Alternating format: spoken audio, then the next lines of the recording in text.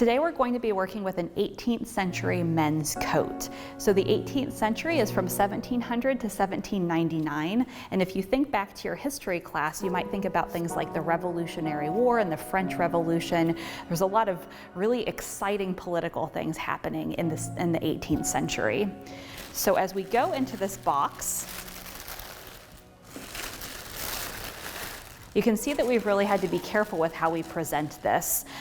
This piece is an acid-free cardboard box, and it stays in here, and we have this tissue paper on it to help protect it from light and from dust, because this is a very, very old garment.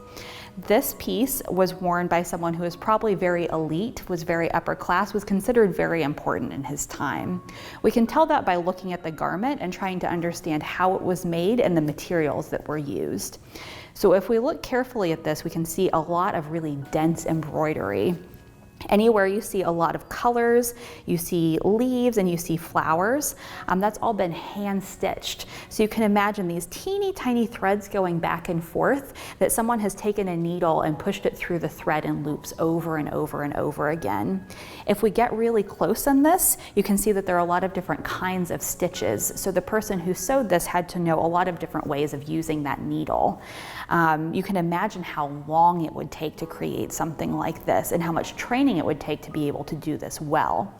I think it's also worth noticing that this has symmetry. So if you look at the very middle of this, you can see that from one side to the other, that it's almost exactly identical. And if you've ever tried to draw two things that look exactly alike, you know how hard it is to, to achieve symmetry, to make things look identical on the either side of one line. So again, that takes a lot of skill and practice and time to be able to do something like that. This symmetry line runs down the middle of the back of the garment, so we can see on either side that it's identical.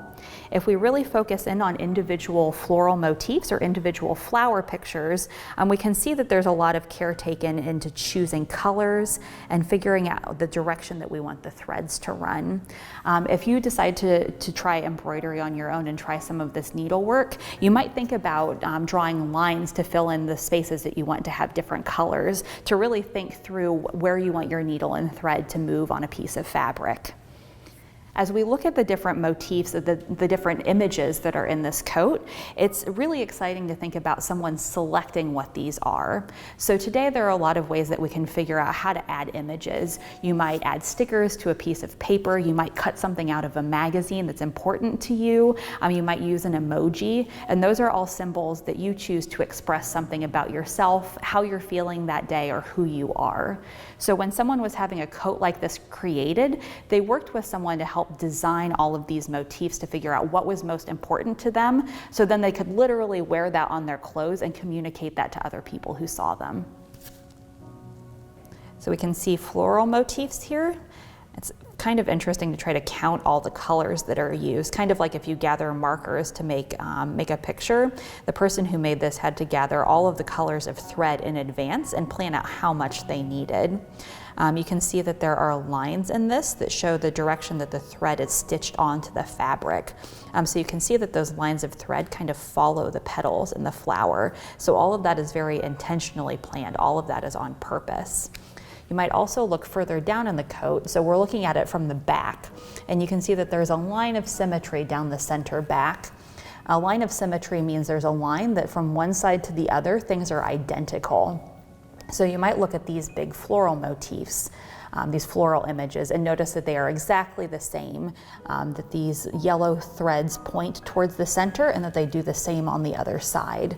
That means that this took a lot of planning to make sure that it looked identical, and it took someone with very careful stitches to make sure that they were making all of the stitches the same length, the same density, so trying to put them together compactly or make them looser, so that these are exactly the same from one side to the other.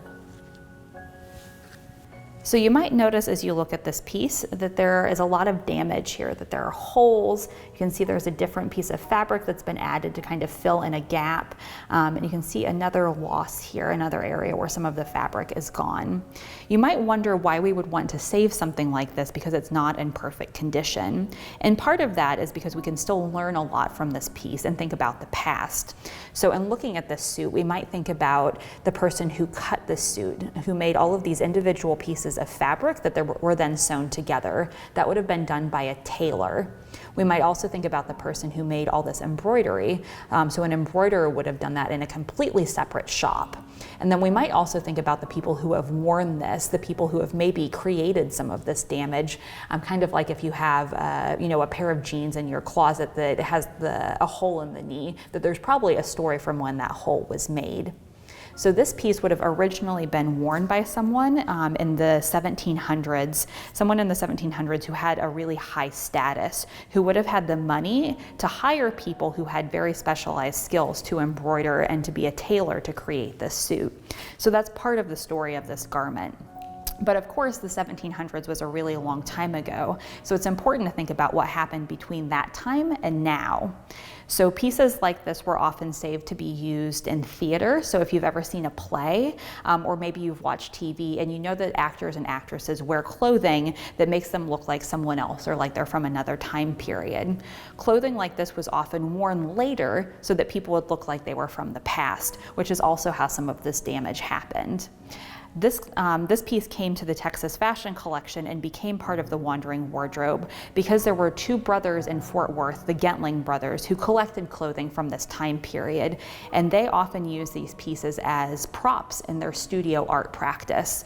So as artists, they really liked painting and drawing pieces, and they would often use these as inspiration. They would use these as subjects for their artwork.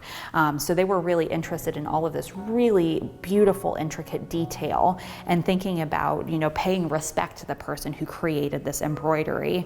So they purchased these things and then tried to care for them and then celebrated them in their artwork. This, along with over 150 other pieces, were donated to the Texas Fashion Collection, and now these are under our care today. And because we're trying to be very safe and taking care of them, you can see that we have this tissue paper that's cradling this piece to keep it safe, and we have this in a special box. These are steps that we're taking to make sure that it doesn't get damaged further.